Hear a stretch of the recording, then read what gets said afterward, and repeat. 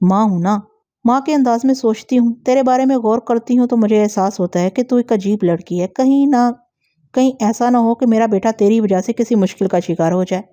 روپ متی، ایک ماں ہونے کی حیثیت سے میں یہ حق رکھتی ہوں کہ تیرے بارے میں سب کچھ جان لوں۔ تو ایسا کیوں نہیں کرتی کہ مجھے اپنے بارے میں سب کچھ بتا دے؟ دیکھ، اگر تو ایسا کر لیتی ہے تو میں تجھے اس جنجال سے نکال لے جاؤں گی اور پھر مجھے اپنا وچن پورا کرنے میں کوئی اعتراض نہیں ہوگا۔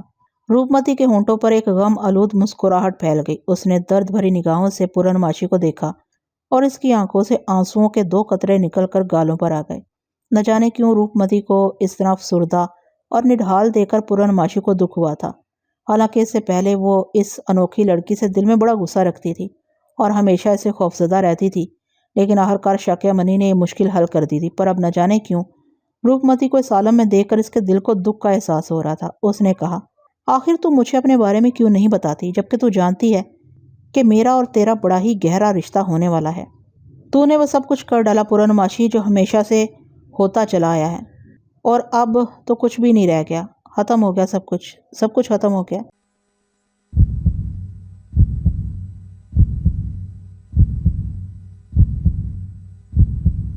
اب تو کوئی مجھے اس جنجال سے نہیں نکال سکتا۔ جہاں پہنچ گئی ہوں وہاں صرف اور صرف میری موت ہے۔ کیا مطلب؟ کیا کہہ رہی ہے تو؟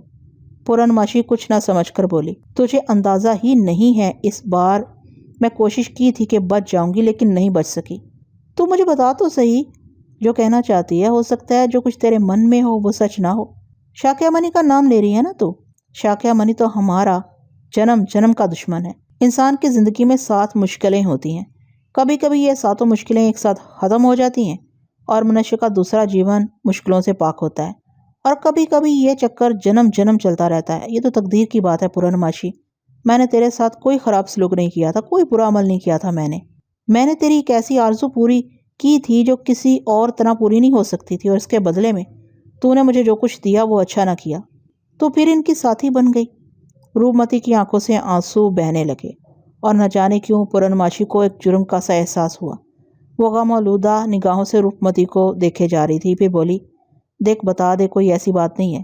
میں کیا بتاؤں پورنماشی، جب تجھے کچھ یاد ہی نہیں آیا، تجھے پچھلے جنم کی کوئی بھی بات یاد نہیں، سب کچھ تیرے من سے نکل گیا، تو مجھے جھوٹی سمجھے گی، سوچے گی میں تجھے کوئی کہانی سنا رہی ہوں، جنم جنموں کی کہانی، میرا فریب سمجھے گی تو اسے۔ اور ایک بات اور کہوں کہ اگر میں تیرے اوپر بھروسہ نہ کرتی، خود ہوشیار رہتی، تو شاکیہ منی اس طرح مجھے اپنے جال میں نہیں پھانس سکتا تھا۔ یقین کر، نہ جانے کیوں مجھے تیرے اوپر بھروسہ ہو گیا تھا۔ اس بار مجھے تجھ سے بڑی شکایت ہے پورنماشی، اس لیے میں تجھے کچھ نہیں بتاؤں گی، کچھ بھی نہیں بتاؤں گی۔ دیکھ روپمتی، ضد مت کر، مجھے اپنے بارے میں بتا دے۔ نہیں پورنماشی، بس جو ہونا تھا وہ ہو گیا، اب بھلا میں تیری باتوں میں کیسے آ سکتی ہوں؟ تو نے میرے لیے جال بچھایا اور مدد لی بھی تو اس کی، جو یہ کام کر سکتا تھا صرف وہی یہ کر سکتا تھا پورنماشی، کسی اور کی مجال نہیں تھی۔ تو پھر میں بھی تیری کوئی مدد نہیں کر سکتی، تو یہاں سے نہیں نکل سکے گی، پورنماشی بولی، اور روپمتی پھر ہنسنے لگی، ایک غم آلود ہنسی۔ اس نے کہا، بڑی بولی ہے تو، بالکل بے وقوف، نہ جانے کس بھول میں ہے۔ میں اب بھی یہی کہوں گی کہ جو کچھ تو نے کیا ہے وہ تو نہیں کر سکتی تھی، کسی بھی طرح راجا کو قتل کر کے راج اپنے بیٹے تلک راج کو نہیں دلا سکتی تھی۔ میں نے تیری وہ مدد کی ہے کہ تو سوچ بھی نہیں سکتی۔ میں نے وش بن کر اسے سنسار سے ہٹایا ہے، صرف تیرے لیے، صرف تیرے لیے۔ تو نے اچھا نہیں کیا، اور سن، یہ بھی جنم جنم سے ہوتا آیا ہے کہ تو نے جو کچھ کیا اس کا بدلہ مجھے تجھ سے لینا ہے، اور اب بھی ایسا ہی ہوگا، تو اسے بدلہ لوں گی۔ بس جا، تو جو کچھ سوچ رہی ہے وہ نہیں ہو سکتا، کچھ بھی نہیں ہو سکتا۔ دیکھ، ہوش میں آ جا، میرے من میں یہ بات اب بھی نہیں ہے کہ میں تیرا جیون لے لوں۔ میں تو بس تیرے بارے میں جاننا چاہتی ہوں تاکہ میں اپنے بیٹے تلک راج کو تیرے جیون میں شامل کر کے اطمینان سے رہوں۔ ساری باتیں بیکار ہیں، اب کچھ نہیں ہو سکتا۔ آخر کیوں اتنی ضد کیوں کر رہی ہو تم؟ میں نے کہا نا، اگر تجھے اپنے بارے میں بتا بھی دوں تو مجھے یہاں سے نہیں نکال سکے گی۔ تیرے کہنے سے کیا ہوتا ہے، میں اس بات کو مانتی ہی نہیں، پورنماشی نے کہا۔ نہ مان، اس سے کیا فرق پڑتا ہے؟ ویسے اگر تو تجربہ ہی کرنا چاہتی ہے تو اب تو ہی اس حصار میں داخل ہو کر دیکھ لے، تو خود بھی اب اندر نہیں آ سکتی، ان نظر نہ آنے والی دیواروں کو پار نہیں کر سکتی، کیا سمجھی؟ تو اب میرے لیے چال چل رہی ہے؟ تیرے لیے چال؟ روپمتی نے نگاہیں اٹھا کر اسے دیکھا۔ ہاں، تاکہ جو ہی میں اس حصار کے اندر داخل ہوں تو میرے خلاف کوئی حرکت کرے، تیرے من میں مجھ سے بدلہ لینے کا جو خیال ہے۔ واپس چلی جا پورنماشی، جو ہونا تھا وہ ہو چکا ہے، جو میری تقدیر میں تھا وہی ہوا، صدیوں کی مشکلیں ابھی حل نہیں ہوئی ہیں۔ جب میری تقدیر ساتھ دے گی میرا، تبھی مجھے شانتی ملے گی۔ ٹھیک ہے، میں جا رہی ہوں، لیکن پھر آؤں گی تیرے پاس۔ تو سوچ لے، اگر تو مجھے اپنے بارے میں سب کچھ بتانے پر تیار ہو جائے تو ٹھیک ہے، میں تجھے یہاں سے نکال لے جاؤں گی، لیکن اس کے بعد میں پھر نہیں آؤں گی، کیا سمجھی؟ میرا مطلب ہے کہ اگر تو نے میری بات نہ مانی۔ روپمتی نے گردن جھکا لی۔ پورنماشی کچھ دیر تک اسے دیکھتی رہی اور پھر وہ اس جگہ سے نکل آئی، لیکن نہ جانے کیوں اس کے من کو شانتی نہیں تھی۔ روپمتی کی اداس صورت، اس کی آنکھوں سے ٹپکنے والے آنسو نہ جانے کیوں اسے پریشان کر رہے تھے۔ وہ سوچ رہی تھی کہ کاش یہ پراسرار لڑکی اپنی زبان کھول دیتی۔ ویسے اس میں کوئی شک نہیں تھا کہ پورنماشی وہ روپمتی کو دھوکہ دے کر یہاں لائی تھی، یہ کہہ کر کہ اس کا بیٹا تلک راج اس سے یہاں ملاقات کرے گا، اور یہاں لا کر اس نے شاکیامنی کے ایک جال میں اسے گرفتار کر دیا تھا۔ واقعی اس میں کوئی شک نہیں تھا کہ روپمتی ہی تھی جس کی وجہ سے تلک راج راجا بن گیا تھا۔ روپمتی نے اس کی شدید خواہش کو پورا کر دیا تھا۔ اگر ہری چند نہ مرتا تو یہ خواہش کبھی پوری نہ ہوتی، اور اب تو یہ بھی بتا دیا تھا کہ اس نے ہری چند کو خود ہلاک کیا تھا۔ یہ ایک سچائی تھی۔ وہ روپمتی کے خلاف نہیں تھی، لیکن اس کے دل میں یہ بات بار بار گردش کرنے لگتی تھی کہ آخر یہ لڑکی کون ہے؟ کہیں ایسا نہ ہو کہ اس کی پراسرار شخصیت اس کے بیٹے کو کوئی نقصان پہنچائے۔ دھرم وستو نے ہمیشہ اس کے معاملات میں اسے بہتر مشورے دیے تھے، اور اس سلسلے میں دھرم وستو نے ہی اسے مشورہ دیا تھا۔ دھرم وستو نے اس بارے میں جو کچھ کیا تھا وہ پورنماشی کے سامنے تھا۔ اب سوال یہ پیدا ہوتا ہے کہ اگر روپمتی نے دوبارہ ملاقات میں بھی اپنے بارے میں نہیں بتایا تو میں کیا کروں گی؟ مجھے کیا کرنا چاہیے؟ سارا دکھ، ساری ہمدردی اپنی جگہ پر وہ یہ بات اچھی طرح جانتی تھی کہ روپمتی اپنی زندگی خود خراب کر رہی ہے۔ وہ کسی بھی طرح تلک راج کے ساتھ کسی ایسی لڑکی کی شادی نہیں کرنا چاہتی تھی جو اس قدر پراسرار ہو۔ میں کیا، کوئی بھی ماں ایسا پسند نہیں کرے گی کہ بے شک اسے راج پاٹ مل گیا ہے، بے شک روپمتی نے بڑی مدد کی ہے ہماری، پر اب یہ تو نہیں ہو سکتا کہ روپمتی کے ہاتھ میں سب کچھ دے دیا جائے۔ ایسا تو کسی طور بھی ممکن نہیں۔ آنے والے وقت میں نہ جانے یہ پراسرار لڑکی تلک راج کے لیے کیا ثابت ہو۔ یہ بھی ہو سکتا ہے کہ کسی وقت تلک راج اس کی مرضی کے خلاف کام کرے تو روپمتی سے نقصان پہنچانے کے بارے میں سوچے۔ بہرحال ایسا کوئی کام کسی طور ممکن نہیں تھا جب تک وہ بتائے گی نہیں کہ وہ کون ہے۔ میں تلک راج سے اس کی شادی کے بارے میں سوچوں گی بھی نہیں۔ بہرحال وہ پھر بجرے میں بیٹھ کر واپس چل پڑی، اور پھر دریا کے دوسرے کنارے پہنچ کر رتھ میں سوار ہو کر اپنے محل میں پہنچ گئی۔ لیکن اب اس کے ذہن میں اپنے پتا کا خیال تھا۔ دھرم وستو ہر مشکل کا حل تھا۔ چنانچہ اس نے سب سے پہلے ایک سپاہی کو گرنتھ استھان کی طرف دوڑا دیا اور اسے ہدایت کی کہ دھرم وستو کو بتائے کہ پورنماشی سے فوراً ملنا چاہتی ہے۔ دھرم وستو اپنا کام کر کے واپس جا چکا تھا۔ اسے جو کچھ بتایا گیا تھا اس کے تحت اب راج پاٹ اور تلک راج سبھی محفوظ تھے، لیکن جب اسے پورنماشی کا پیغام دوبارہ ملا تو وہ لج گیا۔ وہ خود بھی اپنی راجدھانی کو سنبھالنے میں مصروف رہتا تھا، اور ان دنوں تو اسے کچھ زیادہ ہی کام کرنے پڑے تھے۔ ان حالات میں پورنماشی کے پاس جانا ایک مشکل کام تھا، لیکن بیٹی جو کچھ کر رہی تھی اس کا تعلق خود ریاست گرنتھ استھان سے تھا۔ چنانچہ بیٹی کی بات ماننا ضروری تھا۔ وہ چل پڑا اور پھر پورنماشی کے محل پہنچ گیا۔ پورنماشی نے محبت بھرے انداز میں باپ کا استقبال کیا، پھر اداسی سے مسکراتی ہوئی بولی، بڑی بھول ہو گئی پتا جی، ابھی آپ کو واپس نہیں جانا چاہیے تھا۔ کیوں، کیا بات ہے پورن؟ باپ نے محبت سے پوچھا۔ بس اسی کھیل میں الجھی ہوئی ہوں۔ روپمتی، کس کھیل میں؟ کیوں، اب کیا ہوا؟ کیا تو اسے ندی پار اس عمارت میں لے جانے میں کامیاب نہیں ہو سکی؟ کیا تو اسے اس دائرے میں قید نہیں کر سکی؟ بتا کیا بات ہے؟ دھرم وستو نے تعجب سے پوچھا۔ وہ تو سب میں نے کر لیا پتا جی، پر میرا من شانت نہیں ہے، پورنماشی نے کہا۔ دھرم وستو بیٹی کے سامنے بیٹھتا ہوا بولا، کیوں، کیا بات ہے؟ مجھے سوچ کر بتا۔ آپ کی ہدایت کے مطابق میں نے اسے دائرے میں بند کر دیا، اور مجھے یقین ہے کہ وہ اس سے نہیں نکل سکتی، لیکن جب میں نے اس سے اس کے بارے میں پوچھا تو وہ انوکھی باتیں بتانے لگی، ایسی باتیں پتا جی کہ میرے من میں ایک عجیب سی ہلچل پیدا ہو گئی ہے۔ آخر وہ کیا باتیں تھیں؟ وہ کہتی ہے یہ جنم جنم کا کھیل ہے، اور مجھے قید کرنے والی تو نہیں ہے، بلکہ وہ بڑے آرام سے شاکیامنی کا نام لیتی ہے۔ وہ کہتی ہے کہ شاکیامنی صدیوں سے جنم جنم سے اس کا دشمن رہا ہے۔ وہ بڑے اعتماد کے ساتھ یہ بات کہتی ہے کہ میں اسے قید کرنے کے قابل نہیں تھی، لیکن شاکیامنی کو تو موقع چاہیے تھا کہ صدیوں کا کھیل جاری رکھے۔ دھرم وستو تھوڑی دیر تک کچھ سوچتا رہا، پھر اس نے کہا، ضرور وہ تجھے بیوقوف بنا رہی ہے۔ مہاراج شاکیامنی تو ہمارے بہت بڑے ساتھی ہیں، اور انہوں نے اس سلسلے میں مجھے کچھ خاص باتیں بھی بتائی ہیں۔ کیسی خاص باتیں مہاراج؟ بھگوان کے لیے وہ مجھے بتا دے، میں نہ جانے کیوں اندر سے بہت پریشان ہوں، پورنماشی نے کہا، اور میری سمجھ میں یہ بات نہیں آتی کہ اس تیری پریشانی کی وجہ کیا ہے۔ آخر تجھے کس بات کی چنتا ہے؟ تلک راج کو کسی بڑے دیش کی راجکماری سے بیاہیں گے، بے شک وہ لڑکی خوبصورت ہوگی، لیکن ایک ایسی لڑکی سے تلک راج کی شادی کسی طرح بھی ممکن نہیں جس کے نہ ماں باپ کا پتہ اور نہ ذات پات کا ٹھکانہ۔ آپ کو یہ سن کر عجیب سا تو لگے گا پتا جی، مگر میں کیا بتاؤں، نہ جانے کیوں مجھے اب اس سے ہمدردی سے محسوس ہوتی ہے، پورنماشی نے کہا۔ رہی نہ عورت کی عورت ذات میں یہی تو ایک خرابی ہوتی ہے کہ وہ نرم دل ہوتی ہے، اور تو بھی عورت ہی ہے۔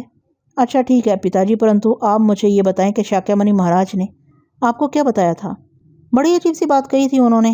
کہہ تو وہ بھی یہی رہے تھے کہ یہ ایک لمبا کھیل ہے، ایک ایسا کھیل جس کا کوئی انت نہیں ہے، لیکن اس کھیل کی کہانی کتابوں میں چھپی ہوئی ہے۔ ان کتابوں کو کھولنا بھی ٹھیک نہیں ہے، کیونکہ اگر یہ کتاب کھل گئی تو بڑی گڑبڑ ہو جائے گی۔ کیسی گڑبڑ؟ شاکیمنی نے یہ بات مجھے نہیں بتائی، مگر روپا کے بارے میں تو کچھ کہتے ہوں گے۔ نہیں، کچھ نہیں کہتے وہ۔ آپ ان سے پوچھیں تو صحیح کہ آخر وہ کون ہے۔ پوچھ لوں گا، دھرم وستو نے کسی قدر لاپرواہی سے کہا۔ نہیں پتا جی مہاراج، میرے من کو شانتی اسی سمے ملے گی جب مجھے یہ پتا چل جائے کہ وہ تلک راج کے لیے ٹھیک ہے یا نہیں۔ ٹھیک ہے، میں جاؤں گا شاکیمنی کے پاس، دھرم وستو نے کہا، اور پھر وہاں سے واپس چلا آیا۔ لیکن پورنماشی کے دل کو اب بھی سکون نہیں ملا تھا۔ وہ روپمتی کے پاس سے جب واپس پلٹی تھی تو اس نے کہا تھا کہ دوبارہ جلد سے ملنے کے لیے آئے گی، لیکن دھرم وستو کے انتظار میں کافی وقت گزر گیا تھا۔ بہرحال ایک بار پھر اس نے دریا پار کیا۔ دریا کے بیچوں بیچ وہ پراسرار سفید تہھانا نظر آ رہا تھا جس میں روپمتی کو قید کیا گیا تھا۔ اس تہھانے پر 8 طاقتور محافظ پہرا دے رہے تھے، جنہیں پورنماشی نے ہی تعینات کیا تھا۔ پورنماشی بجرے سے اتر کر اس محل کی جانب چل پڑی اور دروازے سے نکل کر اس جگہ پہنچ کے جہاں حصار بنا ہوا تھا۔ حصار کے درمیان میں روپمتی نیم مردہ حالت میں پڑی ہوئی تھی۔ اس کا رنگ پیلا پڑ گیا تھا، آنکھوں میں ہلکے نظر آ رہے تھے، ہونٹ بالکل سوکھ گئے تھے، لیکن اس عالم میں بھی اس کا حسن بے مثال تھا۔ وہ ایک عجیب سی چیز نظر آ رہی تھی۔ روپا، پورنماشی نے اسے آواز دی اور روپمتی نے آنکھیں کھول دی۔ ان آنکھوں میں زمانے بھر کے غم سمٹے ہوئے تھے۔ ایسی اداسی، ایسی ویرانی تھی ان آنکھوں میں کہ پورنماشی کا دل جیسے کسی نے مٹھی میں مسل کر رکھ دیا۔ اس کے منہ سے درد بھری آواز نکلی، روپمتی۔ روپمتی نے اٹھنے کی کوشش کی، لیکن پھر اس میں کامیاب نہ ہو سکی۔ تب اس کی کمزور آواز ابھری، میں اٹھ نہیں سکتی پورنماشی۔ کیا ہو گیا تجھے روپمتی؟ پورنماشی نے نامعلوم لہجے میں کہا، اور روپمتی کے ہونٹوں پر مسکراہٹ کی ایک لکیر سی کھنچ گئی۔ اس نے بمشکل تمام آنکھیں کھولتے ہوئے کہا، میں بھوکی اور پیاسی ہوں پورنماشی۔ اس کی آواز میں بے پناہ کمزوری تھی۔ پورنماشی کا دل ٹکڑے ٹکڑے ہو گیا۔ کیوں بھوکی ہے تو؟ جواب میں وہ پھر سے مسکرائی اور بولی، مجھ سے زیادہ تو یہ تم جانتی ہو پورنماشی۔ ہائے رام، تم کب سے بھوکی ہو؟ جب سے تم یہاں سے گئی ہو مجھے کون دانا پانی دیتا؟ روپمتی نے کہا، اور پورنماشی کے دماغ میں آگ سی سلک اٹھی اور وہ وحشیانہ انداز میں وہاں سے باہر نکل آئی۔ محافظوں کے سردار کو اس نے طلب کیا اور قہر آلود لہجے میں بولی، قیدی کو کھانا پانی دینے سے کس نے منع کیا تھا؟ تیرا یہ فرض نہیں تھا کمینے کہ تو اسے کھانے کو اور پانی دیتا؟ ہم نے کوشش کی تھی مہارانی جی۔ کیا بکواس کر رہا ہے؟ کوشش سے تیرا کیا مطلب ہے؟ جس جگہ وہ قید ہے وہاں کوئی نہیں جا سکتا۔ وہ دیواریں نظر نہیں آتی، لیکن ان کے دوسری طرف جانا ممکن نہیں ہے۔ کون سی دیواریں؟ جہاں وہ قید ہے۔ تو بکواس کر رہا ہے۔ جا پاپی، جلدی سے جا کے کچھ کھانے کو لے آ اور پانی بھی لا۔ تو نے اس کا کیا حال کر دیا، میں خود اپنی نگاہوں میں ذلیل ہو کر رہ گئی ہوں۔ محافظ بدحواسی سے باہر چلا گیا اور پورنماشی اس کا انتظار کرنے لگی۔ وہ اس وقت تک وہیں کھڑی رہی جب تک کہ محافظ تھال لے کر نہ گیا۔ پورنماشی تھال اپنے ہاتھوں میں لے کر چل پڑی۔ اسے شدید رنج تھا، لیکن جب وہ سب کچھ بھول کر دائرے کے پاس پہنچی اور اس نے دائرے کے اندر داخل ہونے کی کوشش کی تو اچانک ہی کسی ایسی چیز سے ٹکرا گئی جو ٹھوس بنی ہوئی تھی اور اسے پار نہیں جایا جا سکتا تھا۔ پورنماشی کا منہ حیرت سے کھلا، لیکن اس وقت روپمتی کی محبت اس کے دل و دماغ میں تھی۔ اس نے بے چینی سے ان دیواروں کو ٹٹولا اور پھر دائرے کے گرد چکر لگانے لگی، لیکن کہیں سے اندر جانے کا راستہ نہیں تھا۔ دائرے کے اندر سے روپمتی اسے عجیب سی نگاہوں سے دیکھ رہی تھی۔ اپنی اس بے بسی پر پورنماشی کی آنکھوں سے آنسو نکل پڑے۔ اس نے رندھی ہوئی آواز میں کہا، روپا، میں اندر کیسے آؤں؟ میں اندر آنا چاہتی ہوں روپا۔ میری بات کو شاید تو نے جھوٹ سمجھا تھا پورنماشی۔ روپمتی کمزور لہجے میں بولی، کون سی بات کو؟ میں نے کہا تھا نا کہ جو کچھ تو نے کیا ہے اس میں تمہاری کوشش نہیں ہے، بلکہ میرا بہت ہی پرانا دشمن شاکیمنی تمہارے ذریعے اپنی کوشش میں کامیاب ہوا ہے۔ اگر تم میرے ساتھ یہ دھوکے بازی نہ کرتی پورنماشی تو میرا دشمن کبھی کامیاب نہ ہوتا۔ میں جب تک آزاد تھی وہ مجھ سے دور دور رہا۔ اس کی کبھی ہمت نہ پڑی کہ وہ مجھ پر وار کرنے کی کوشش کرے یا کبھی میرے سامنے آئے، لیکن افسوس اس نے تمہیں اپنا ذریعہ بنایا اور تمہارے ذریعے پورنماشی اس نے یہ کام کیا۔ میں تو بس یقین کرو تمہیں سب سے بڑا ہمدرد سمجھتی تھی اپنا۔ میں تمہیں بتاؤں، تم نے جو کچھ سمجھا تھا غلط سمجھا تھا۔ میں تمہارے بیٹے تلک راج کے لیے کسی بھی طور تکلیف دہ ثابت نہ ہوتی، میں تو اس کے جیون کی حفاظت کرتی۔ تم نے غلط سمجھا تھا۔ میں کون ہوں، کیا ہوں، آنے والا سمے تمہیں ضرور بتا دیتا۔ اب بھی وہ وقت گزرا نہیں، پتہ چل ہی جائے گا تمہیں۔ لیکن جو کچھ تم نے کر ڈالا ہے وہ نہ تمہارے لیے اچھا ہے نہ میرے لیے۔ بس گئے ہم دونوں۔ پورنماشی کے حلق سے سسکیاں نکلنے لگیں اور وہ پھوٹ پھوٹ کر رو پڑی۔ روپا، جو کچھ تو کہہ رہی ہے وہ میری سمجھ میں نہیں آ رہا، پر بھگوان کی سوگند بڑا افسوس ہے مجھے اس بات کا۔ روپا، میں تجھے بتا نہیں سکتی کہ کتنی دکھی ہوں میں کہ تو میری وجہ سے بھوکی پیاسی ہے۔ روپا، ایسی دشمنی نہیں تھی تجھ سے میری۔ روپ متی سے دیکھتی رہی تو اس نے مدھم لہجے میں کہا، کیسی انوکھی بات ہے پورنماشی جی، تم نے خود میرے لیے دیواریں کھڑی کی، اب میرے لیے رو رہی ہو۔ کیا سمجھوں میں اسے؟ دشمن ہو تم میری، اور دشمن ہو کر تم میرے لیے رو رہی ہو؟ تم نے میری یہ حالت کی ہے، تمہارے رونے سے کچھ نہیں ہوتا۔ بھوکی پیاسی تو خیر میں ہوں، لیکن تم نے میری جنم جنم کی آشاؤں کو خاک میں ملا دیا ہے۔ کون جانے کب تک میں اس حال میں رہوں گی۔ عجیب دشمن ہو تم میری، پہلے خود میرے راستے میں کانٹے بچھائے، اب رو رہی ہو۔ روپ متی کی کمزور آواز آہستہ آہستہ آ رہی تھی۔ بھگوان کے لیے روپ متی، مجھے تم اپنا دشمن مت سمجھو، میں تو صرف ایک ماں ہوں۔ بس ماں ہونے کے ناطے میں اپنے بیٹے کی ہونے والی بہو کی حقیقت جاننا چاہتی تھی۔ اس سے زیادہ میرا اور کوئی مقصد نہیں تھا۔ جو کچھ بھی ہوا پورنماشی جی، اب ان باتوں میں کچھ نہیں رکھا، میں تو گئی نا۔ نہیں، تو اب بھی اگر مجھے اپنا دشمن سمجھتی ہے تو سچ میں تجھے بتاؤں، میں تجھے اس طرح مرتے ہوئے نہیں دیکھ سکتی۔ بھگوان کی سوگند، تجھے اس طرح بھوکا پیاسا دیکھ کر میری روح تڑپ اٹھی ہے۔ بہرحال میں ایک راجا کی بیٹی ہوں اور کھلے دل سے کہہ رہی ہوں، میں بھی اس وقت تک کھانا نہیں کھاؤں گی جب تک تیرے پیٹ میں رزق نہ پہنچ جائے۔ جواب میں روپ متی پھر ہنسی، پھر آہستہ سے بولی، وہ بات کریے پورنماشی جو تمہارے بس کی نہیں ہے۔ میں نے کہا نا، تو بس دیکھتی رہ، میں نے تجھے یہاں تک پہنچایا ہے، میں ہی تیرے لیے کچھ کروں گی۔ میں جا رہی ہوں، ایک بار پھر جا رہی ہوں، مگر سن، میرے آنے سے پہلے مرنا نہیں، ورنہ میں سارا جیون خود کو معاف نہیں کروں گی، پورنماشی نے کہا، اور پھر وہ روتی ہوئی وہاں سے پلٹ پڑی۔ روپ متی خاموشی سے اسے جاتے ہوئے دیکھ رہی تھی، اس بار اس نے کچھ نہیں کہا تھا۔ بہرحال پورنماشی واپس آ گئی، اس نے جو فیصلہ کیا تھا وہ اٹل تھا۔ دھرم وستو نے ابھی تک جو مشورے دیے تھے ان میں سے بیشتر بڑے کارآمد تھے اور ان کی وجہ سے بہت سے کام بہتر ہوئے تھے، لیکن اب نہ جانے کیوں پورنماشی نے اس سے اس بارے میں کوئی مشورہ کرنا مناسب نہیں سمجھا۔ دھرم وستو اس سلسلے میں ذرا مختلف خیالات رکھتا تھا اور پورنماشی یہ جانتی تھی کہ روپ متی کے لیے کسی بہتر قدم کی وہ مخالفت کرے گا، چنانچہ اسے اس موضوع پر بات کرنا بالکل بیکار ہے۔ البتہ وہ ہری چند کے پاس پہنچ گئی تھی۔ ہری چند معمول کے مطابق پرسکون زندگی گزار رہا تھا۔ اس نے اپنی دھرم پتنی کو دیکھا اور بولا، کہیے مہارانی جی، اب تو آپ راجا کی ماں ہیں۔ ہاں، مگر ایک بڑی مشکل میں گرفتار ہو گئی ہوں۔ تم میرے پتی ہو، میری ہر مشکل کا حل تمہارے پاس ہو سکتا ہے، کسی دوسرے کے پاس نہیں۔ کیا بات ہے بتاؤ؟ میں تمہیں ایک کہانی سنا رہی ہوں، اسے غور سے سنو، پورنماشی نے کہا، اور پھر وہ اسے روپ متی کے بارے میں بتانے لگی۔ اس نے ہری چند کو روپ متی کے بارے میں ساری تفصیل بتا دی، سوائے اس کے کہ جس میں اس سازش کی بات تھی جو ہری چند کے بڑے بھائی اور اس کے بیٹے کے خلاف کی گئی۔ روپ متی کے بارے میں اس نے بتایا کہ وہ ایک خوبصورت لڑکی ہے اور اس طرح اسے ملی تھی۔ ہری چند حیرت سے منہ کھول کر رہ گیا، پھر اس نے کہا، انوکھی بات ہے، ہماری سمجھ میں تو کچھ بھی نہیں آیا۔ میں آپ سے پوچھنا چاہتی ہوں مہاراج کہ اب ہم کیا کریں؟ کرنا کیا چاہتی ہے پورنماشی؟ میں چاہتی ہوں کہ سارے اندیشے نظر انداز کر کے سب سے پہلے اس بچی کو قید خانے سے نکالوں۔ میں نے قسم کھائی ہے کہ جب تک اسے کھانا نہیں کھلاؤں گی خود بھی کچھ نہیں کھاؤں گی، مگر اس کے لیے تو تمہیں اپنے پتا جی سے ہی ملنا پڑے گا۔ میرا مشورہ تو یہ ہے کہ ان سے کہو کہ وہ شاکیہ منی کو لے کر یہاں آئے اور اس بیچاری لڑکی کو اس مصیبت سے نجات دلائیں۔ اس کے بعد تم روپ متی سے اس کی اصلیت پوچھ لینا، اور اگر وہ اس قابل ہو کہ اس کی شادی تلک راج سے کی جا سکے تو پھر تلک راج کے سامنے پہنچا دینا، اور اگر ایسا نہ ہوا تو پھر جیسے بھی حالات ہو۔ ٹھیک ہے، میں گرندستان جا رہی ہوں مہاراج، مجھے افسوس ہے کہ پتا جی چلے گئے، میں تو ایک بڑی مصیبت پہ پھنس گئی ہوں۔ ٹھیک ہے، تم تیز رفتار گھوڑوں کے رتھ پر جاؤ اور وہاں سے اپنے پتا جی اور شاکیہ منی کو اپنے ساتھ لے کر آنا۔ بہرحال تیاریاں ہو گئی، اس میں کوئی شک نہیں تھا کہ پورنماشی کے دل پر سخت چوٹ لگی تھی۔ اس میں بھی کوئی شک نہیں تھا کہ روپ متی اس کی نگاہوں میں پر اسرار ضرور تھی، پر اس لڑکی سے کوئی دشمنی نہیں تھی۔ اتنی حسین تھی وہ کہ اسے دشمنی کی ہی نہیں جا سکتی تھی۔ بہرحال یہ بھی ایک بڑا سچ تھا کہ اگر تلک راج سے شادی کی بجائے وہ اسے سنسار کی کوئی بھی چیز مانگ لیتی تو اسے منع نہ کرتی، لیکن بات ایسی تھی کہ پورنماشی پریشان ہو گئی تھی۔ بہرحال اب اس کا مزاج بالکل بدل گیا تھا۔ روپ متی نے اسے زندگی کی سب سے بڑی کامیابی دی تھی، اور اس کامیابی دینے والی کو اس نے بھوک اور پیاس میں مبتلا کر کے موت کے دروازے تک پہنچا دیا تھا۔ رات سفر کر رہا تھا اور رانی پورنماشی پرواہ کیے بغیر اپنے باپ کے پاس جا رہی تھی، یہاں تک کہ وہ اپنے باپ کی راجدھانی میں داخل ہو گئی اور اس کے آنے کی اطلاع گرندستان میں دھرم وستو کو مل گئی۔ دھرم وستو نے اس کو بڑے پیار سے خوشامدید کہا اور اس کا چہرہ دیکھ کر وہ پریشان ہو گیا۔ محل میں پہنچنے کے بعد پورنماشی نے آنسو بھری آواز میں کہا، اب وقت آ گیا مہاراج کہ ہمارا راز کھل جائے، وہ راز جو میں نے اپنے پتی سے چھپا کر رکھا ہے۔ اگر میرے پتی کو یہ بات معلوم ہو جائے کہ میں نے راج پاٹ حاصل کرنے کے لیے کیا کیا تو پتہ نہیں کیا ہوگا۔ مہاراج دھرم وستو نے پریشان ہو کر پوچھا، لیکن یہ راز کیسے کھل سکتا ہے پورنماشی؟ میں نے ہری چند کو روپ متی کے بارے میں سب کچھ بتا دیا ہے۔ तुमने? हाँ पिताजी महाराज, शाक्यमुनि ने हमें ये नहीं बताया था कि हम कैद के दौरान उसे खाना पानी भी नहीं दे सकते।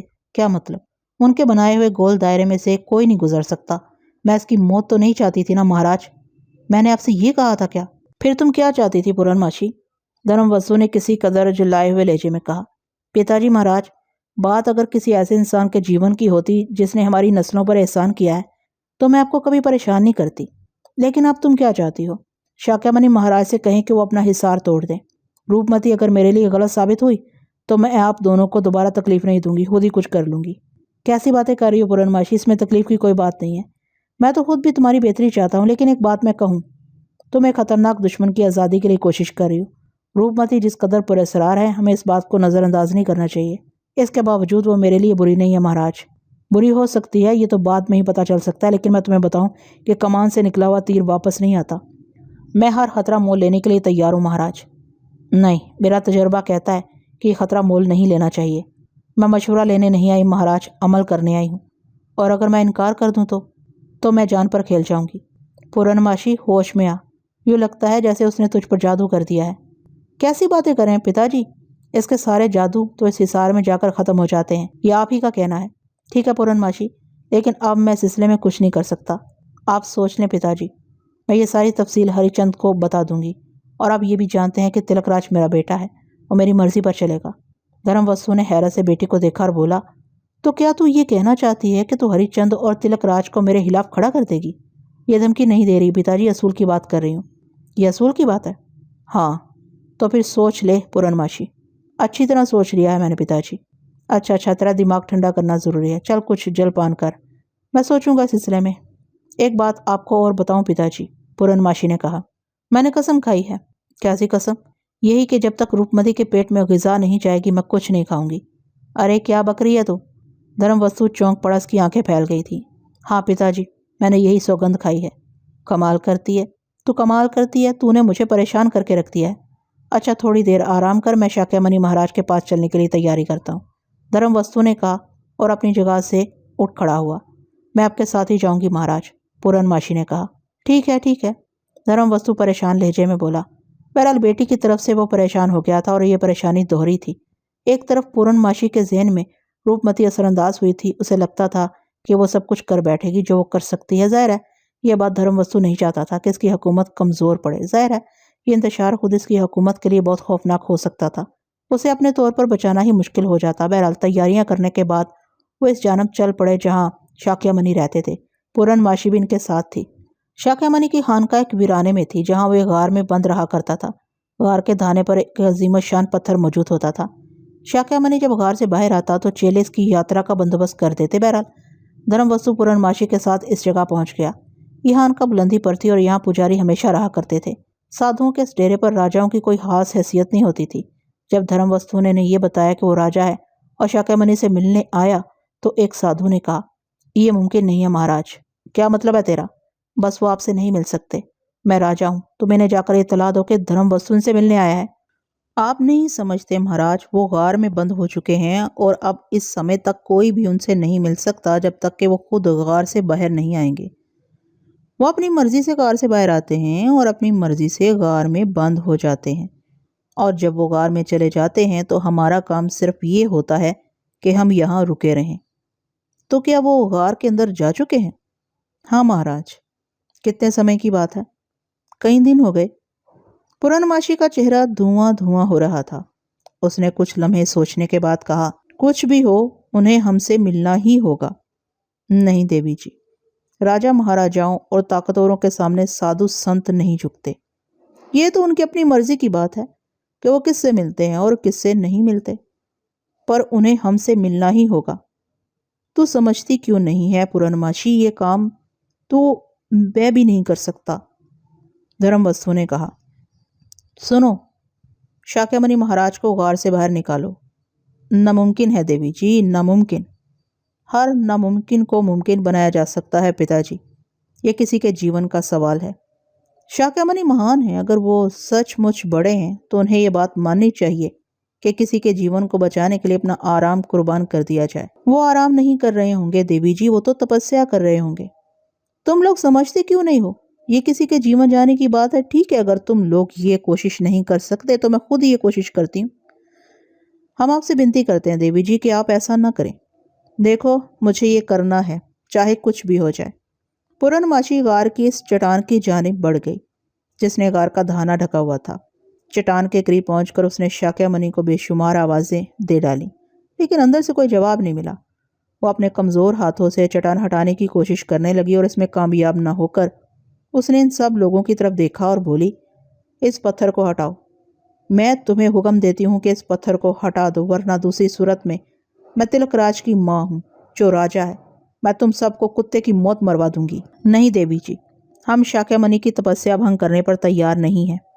پتا جی آپ سن رہے ہیں؟ ہاں سن رہا ہوں پورن ماشی، اور یوں لگ رہا ہے جیسے تیری وجہ سے میں کسی مشکل کا شکار ہونے والا ہوں. سادھو سنتوں کا الگ سنسار ہوتا ہے، ان کے سنسار کو چھیڑنا اچھی بات نہیں ہے.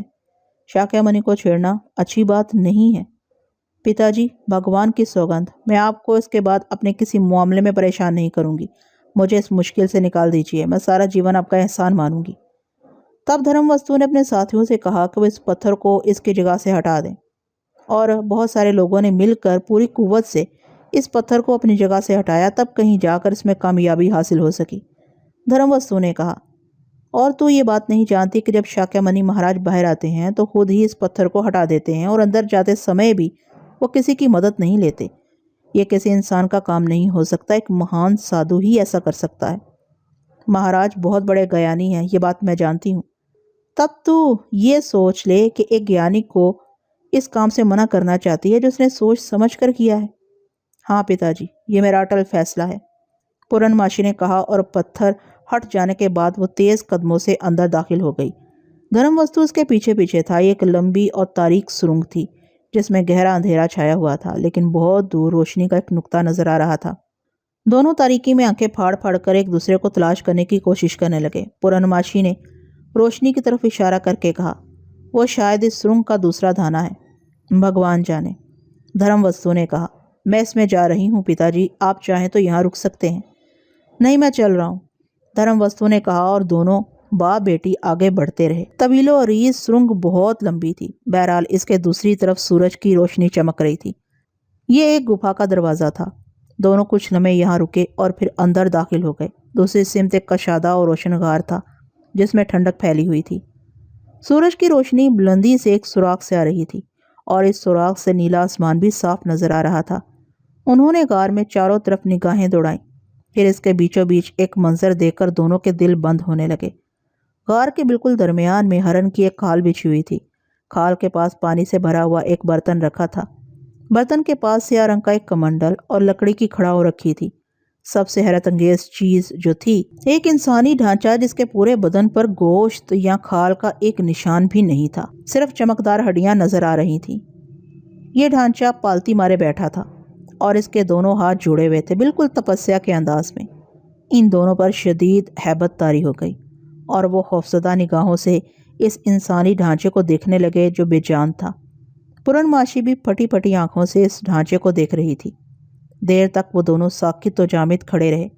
پھر دھرم وستو کی سرسراتی آواز ابھری، اور کچھ دیکھنا چاہتی ہے پورن ماشی؟ مہاراج کہاں ہیں؟ پورن ماشی کی لرزتی ہوئی آواز ابھری. من کی آنکھوں سے دیکھ. تو ان کے کڑاؤ اور کمنڈل کو نہیں پہچان رہی ہے؟ مگر پتا جی، سادھو سنتوں کے کھیل نرالے ہوتے ہیں، ان کی حکومت الگ ہوتی ہے. پورن ماشی، تو نے انسانوں کی قوت سے غار کا دھانا کھلوا لیا، لیکن کوئی طاقت ہے ایسی جو شاکیامنی کو ہمارے سامنے آنے پر مجبور کرے؟ تو کیا روپ متی یوں ہی مر جائے گی؟ میں یہ نہیں چاہتی تھی روپا. پورن ماشی زاروں کی طرح رونے لگی. پھر اس نے درد بھری آواز میں کہا، واپس آ جائیے شاکیامنی مہاراج، واپس آ جائیے، ہمیں آپ کی ضرورت ہے. آؤ پورن ماشی، ہم نے جو پاپ کیا ہے وہی بہت کافی ہے. آپ تم ان کی آتما کو اور مت پریشان کرو. پورن ماشی روتی رہی. دھرم وستو اس کا بازو پکڑ کر واپس پلٹ پڑا. سارے راستے وہ روتی آئی تھی اور دھرم وستو سے سمجھاتا رہا تھا. وہ کہہ رہا تھا کہ ہمت سے کام لو پورن ماشی، اگر روپمتی کا جیون ہمارے لیے بہتر ہوتا تو شاکیامنی کبھی ایسا نہ کرتے. پر میں کیا کروں پتا جی مہاراج، میں تو اس کی موت نہیں چاہتی. اے کاش اس کے بارے میں مجھے کچھ معلوم ہو جاتا. اب وہ بھوکی پیاسی تڑپ تڑپ کر مر جائے گی. پورن ماشی نے روتے ہوئے کہا، میں سمجھتا ہوں اس کی موت ہمارے حق میں بہتر ہے۔ نہیں پتا جی، وہ اتنی بری نہیں ہے۔ بہرحال وہ دونوں ناکام محل واپس پہنچے تھے۔ یہاں آ کر پورن ماشی نے کہا، میں واپس جا رہی ہوں، میرا یہاں رکنا ٹھیک نہیں ہوگا۔ کچھ آرام کر لے پورن ماشی، میں بھی تو تیرا پتا ہوں۔ نہیں، اب میں نہیں رک سکتی، پورن ماشی نے کہا، اور پھر دھرم وستو کی لاکھ کوشش کے باوجود وہ گرنتھ استھان نہ رکی اور رتھ میں بیٹھ کر واپس چل پڑی۔ اسے شدید غم تھا، شدید دکھ تھا کہ اسی نے روپمتی کو اس چال میں پھانسا ہے، لیکن اب اس کا دل روپمتی کے لیے خون کے آنسو رو رہا تھا۔ واپسی کا سفر کرتے ہوئے وہ اسی کے بارے میں سوچتی رہی اور سوچ رہی تھی کہ ہائے رام، میں کیا کروں؟ میری اسے کوئی دشمنی بھی نہیں تھی، میں تو بلا وجہ اس کی دشمن بن گئی۔ اب میں اسے کیا منہ دکھاؤں گی؟ دوسری مجھ سے بڑی غلطی ہو گئی کہ میں نے اپنے شوہر کو اس بارے میں سب کچھ بتا دیا۔ اب اگر یہ بھید کھل گیا تو کیا ہری چند اسے معاف کر دے گا؟ مجھے عقل سے کام لینا چاہیے، مجھے سمجھنا چاہیے کہ حالات کیا ہیں۔ لیکن روپمتی کی آگ کچھ اس طرح اس کے دل میں سلگ رہی تھی کہ واپس پہنچ کر اس نے سیدھے ندی ہی کا رخ کیا تھا، اور اس کا شاہی جہاز جو ہمیشہ دریا کے کنارے رہتا تھا اسے دریا کے بنے میں خوبصورت جزیرے پر لے گیا، اور اس نے اس وقت کسی کو اپنے ساتھ نہیں لیا تھا۔ دریا میں پہنچنے کے بعد وہ اس حسین عمارت کی جانب بڑھ گئی جو در حقیقت روپمتی کے لیے قید خانہ تھی۔ اتنے خوبصورت قید خانے میں اتنی ہی خوبصورت لڑکی کو قید کیا جا سکتا تھا۔ عمارت کے دروازے سے اندر قدم رکھتے ہوئے اس کا دل ہولے ہولے کانپ رہا تھا۔ اسے اپنے مجرم ہونے کا احساس تھا۔ وہ شرمندہ سی اس جگہ پہنچی جہاں روپمتی کا نازک وجود مڑا توڑا پڑا تھا۔ وہ خوبصورت اور دلکش لڑکی جسے دیکھ کر پورن ماشی نے سوچا تھا کہ اس کا حسن تو قیامت خیز ہے، اب اپنی دلکشی کھو چکی تھی۔ اس کے رخساروں کی ہڈیاں ابھر آئی تھیں، نازک ہونٹوں پر سوکھی ہوئی گلاب کی پتیوں کی مانند کملائے کملائے سے نشانات موجود تھے۔ اس کی حسین آنکھیں اب اس طرح بے نور نظر آ رہی تھیں جیسے ان کی روشنی جاتی رہی ہو۔ ادھ کھلی آنکھیں جو نقاہت کے باوجود پوری طرح کھولی جا سکتی تھی۔ دروازے کی جانب نگراں تھی۔ پورن ماشی پہلی نگاہ میں تو یہی سمجھی کہ روپمتی مر چکی ہے، اور اس کی کھلی ہوئی بے نور آنکھیں اس کا راستہ تکتے تکتے اپنا حسن کھو بیٹھی ہیں۔ لیکن جب پورن ماشی کو دیکھ کر ان میں ہلکی سی جنبش ہوئی تو پورن ماشی کو احساس ہوا کہ اس کا پہلا خیال غلط تھا۔ وہ تیزی سے آگے بڑھی اور دائرے کے قریب پہنچ گئی۔ اس کے ہاتھ ان نظر نہ آنے والی دیواروں کو ٹٹولنے لگے جو اس کے اور روپمتی کے درمیان حائل تھیں۔ اس کے دل میں ایک آرزو پیدا ہوئی کہ کاش یہ دیواریں ختم ہو جائیں، لیکن آرزویں کہاں پوری ہوتی ہیں۔ پورن ماشی سسک سسک کر رونے لگی، اور روپمتی نے ایک بار پھر اپنے کمزور ہاتھوں کا سہارا لے کر اٹھنے کی کوشش کی۔ بمشکل تمام وہ اٹھ کر بیٹھ سکی۔ اس کی سوالیہ نگاہیں پورن ماشی کا جائزہ لے رہی تھی۔ ایک بار پھر اس کی مدھم آواز ابھری، میرا خیال ہے کہ تم گرنتھ استھان گئی تھی۔ ہاں، کیوں؟ اس لیے کہ جو کام کر بیٹھی ہوں اس کا توڑ کروں، پورن ماشی نے سسکتے ہوئے کہا، اور روپمتی آہستہ سے ہنسی۔ اس کے حلق سے ایسی آواز نکل رہی تھی جیسے ہڈیوں پر کوئی چیز بجائی جا رہی ہو۔ پھر اس کی نیم مردہ آواز سنائی دی، تم نے بلا وجہ تکلیف کی پورن ماشی، مجھ سے پوچھتی تو میں منع کر دیتی۔ پورن ماشی، ظلم کر کے اب اس کا توڑ کرنا چاہتی ہو؟ پہلے ہی ایسا نہ کرتی۔ تم نہیں جانتی روپمتی، میں نے سب اس لیے نہیں کیا تھا کہ تمہیں تکلیف پہنچے۔ میں تو صرف اور صرف تلک راج کے لیے یہ چاہتی تھی کہ تمہاری حقیقت میرے علم میں آ جائے۔ سنو پورن ماشی، تم چالاکی نہ کرتی اور مجھ سے پوچھ لیتی تو میں تمہیں بتا دیتی کہ شاکیامنی کبھی وہ سب کچھ نہیں کرے گا جو تم چاہتی ہو۔ اس سنسار میں وہ تو میرا سب سے بڑا دشمن ہے۔ بھلا وہ کام جو اس کے من کی سب سے بڑی آرزو تھی ہونے کے بعد کیا وہ اسے خود ہی ختم کرنے کے لیے تیار ہو جائے گا؟ میں بھگوان کی سوگند کھاتی ہوں روپمتی، میں نے بہت بڑا پاپ کیا ہے۔ اس پاپ کے لیے میں خود کو کبھی معاف نہیں کروں گی۔ تم خود کو کیا معاف کرو گی پورن ماشی؟ بھگوان بھی تمہیں اس پاپ کے لیے معاف نہیں کرے گا۔ تم نے میرا اعتماد ختم کیا ہے۔ میں تمہارے لیے بری نہیں تھی۔ اگر تمہیں تلک راج سے میری قربت منظور نہیں تھی تو منع کر دیتی، پر تم نے تو میرا جیون ہی لے لیا۔ روپمتی نے ایسے درد بھرے انداز میں کہا کہ پورن ماشی کی سسکیاں جاری ہو گئیں۔ اس کے رخسار آنسوؤں میں ڈوب گئے۔ اس کے دونوں ہاتھ اس طرح دیواروں کو اپنی گرفت میں لینے کی کوشش کر رہے تھے جیسے وہ ان دیواروں کو چکنا چور کر کے ان کے پاس پہنچنا چاہتی۔ اس نے روتے ہوئے کہا، روپمتی، یہ میرے من میں نہیں تھا، میں نہیں جانتی تھی کہ تیرے ساتھ اتنا برا ہونے والا ہے۔ مجھے معاف کر دے، میں سارا جیون جلتی رہوں گی، جب تک زندہ رہوں گی جلتی رہوں گی۔ نہیں پورن ماشی، بھلا معاف کرنے کا کیا سوال پیدا ہوتا ہے؟ تم نے مجھ سے میرا پورا جنم چھین لیا ہے، تم نے وہ سب کچھ کر ڈالا جس کی میں تم سے توقع نہیں رکھتی تھی۔ سنو، شاکیمنی کچھ بھی بن جائے اور تمہارے ساتھ مل کر میرے لیے کتنا ہی برا کیوں نہ کرے، لیکن ایک دن میں اپنے پریمی کو ضرور پالوں گی۔ سنو تم نے، تمہارا تلک راج میرا پریمی نہیں بن سکا تو نہ صحیح، کسی نہ کسی جنم میں وہ میرا پریمی بن جائے گا جسے میں چاہتی ہوں۔ البتہ تمہارے لیے میری یہ بد دعا ہے کہ تلک راج تمہارا من کبھی شانت نہیں کر سکے گا۔ وہ سمے بہت جلد آنے والا ہے پورنماشی، جب تمہیں اپنے بیٹے کا صدمہ برداشت کرنا پڑے گا۔ وہ مارا جائے گا، اس طرح مارا جائے گا کہ تم اس کے لیے رو بھی نہ سکو گی، تمہارے آنسو اس کی موت پر خشک ہو جائیں گے۔ یہ کہہ کر روپمتی نے اپنے گھٹنے سمیٹ لیا اور دونوں بازو گھٹنوں کے گرد کر کے اپنا سر اس میں چھپا لیا۔ ایسا نہ کہو، تمہیں بھگوان کا واسطہ مجھے اتنی بڑی بددعا نہ دو۔ دیکھو میری طرف دیکھو۔ لیکن روپمتی نے سر نہیں اٹھایا تھا۔ پورنماشی دیوار سے سر ٹکرانے لگی۔ اس نظر نہ آنے والی دیوار سے سر ٹکرا کر اس کے ماتھے سے خون نکل آیا اور یہ خون بہہ بہہ کر اس کی آنکھ پر آنے لگا، لیکن اسے دیکھنے والا کوئی نہیں تھا۔ چاروں طرف لعنت ملامت تھی۔ اس کے منہ سے آوازیں نکلیں، ٹھیک ہے، تو مجھے معاف نہیں کرے گی روپا؟ نہ کر، میں اپنے آپ کو اس بات کی سزا دوں گی۔ صرف آخری بار میں تجھے یہ کہہ رہی ہوں کہ میں نے یہ سب کچھ نہیں کیا۔ روپا میری بات تو سن۔ اس نے دیوار پر دونوں ہاتھ رکھے اور ڈگمگا کر رہ گئی۔ اسے یوں محسوس ہوا جیسے دیواریں سامنے سے ہٹ گئی ہوں۔ ایک دم ہی اس کے من میں خوشی پھوٹ پڑی۔ یا تو شاکیہ منی کو اس پر رحم آ گیا یا پھر کچھ اور ہوا تھا۔ وہ پاگلوں کی طرح دیوار سے گزر کر روپمتی کے پاس پہنچ گئی۔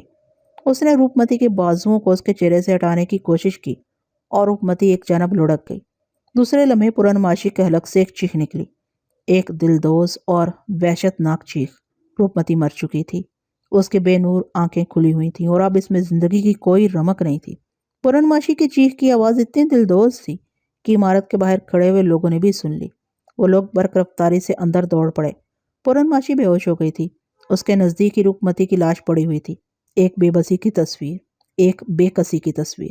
اچانک ہی میں نے محسوس کیا کہ زیب النساء صدیقی کی آواز میں ایک عجیب سی بھراہٹ ہے، ایک عجیب سے غم کا تاثر ہے۔ ان کی آواز میں آنسو گندے ہوئے تھے۔ میں شدت حیرت سے اچھل پڑا اور میں نے پھٹی پھٹی آنکھوں سے انہیں دیکھا۔ انہوں نے دونوں ہاتھ اپنے چہرے پر رکھ لیے تھے اور میرا سر بری طرح چکرا رہا تھا۔ میرے خدا، جو داستان یہ خاتون سنا رہی ہیں، اس کا خود ان کی زندگی سے کیا تعلق ہے؟ وہ اس داستان میں اس قدر کیوں ڈوب جاتی ہیں؟ آج یہ چیز میرے ذہن میں بڑی شدت سے ابھر رہی تھی اور میں نے سوچا تھا کہ اگر زیب النساء فوراً ہی اٹھ کر نہ چلی گئیں تو آج ان سے اس کے بارے میں ضرور سوالات کروں گا۔ پتہ نہیں انہوں نے میرے دل کی آواز سن لی تھی یا ان کی طبیعت پر کہولت سوار ہو گئی تھی۔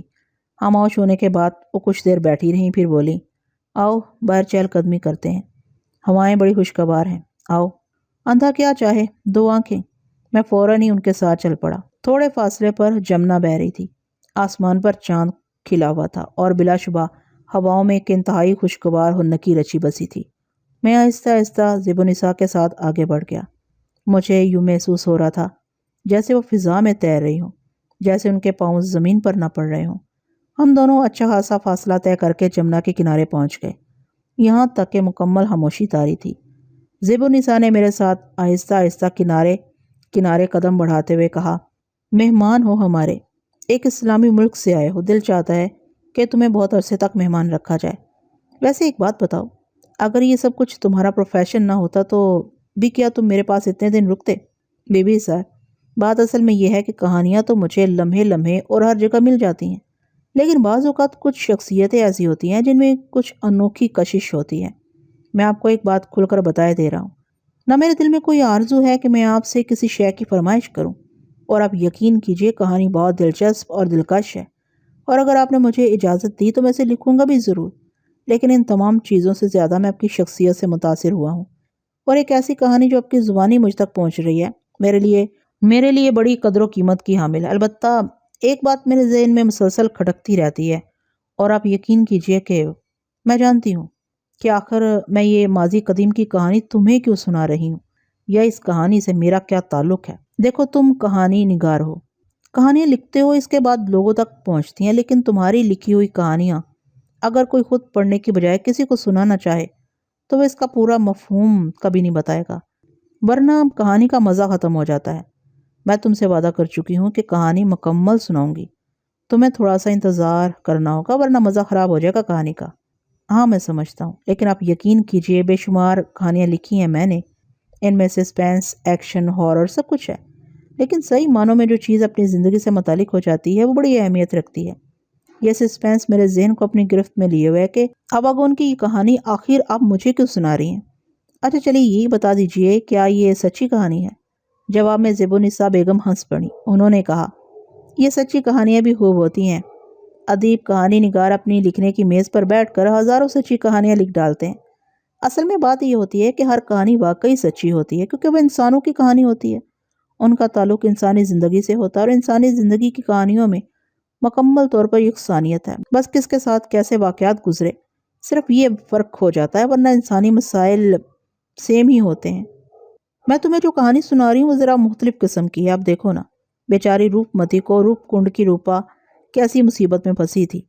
وہ کون تھی، کیا تھی، کوئی نہیں جانتا۔ آپ بھی نہیں زیبونسا؟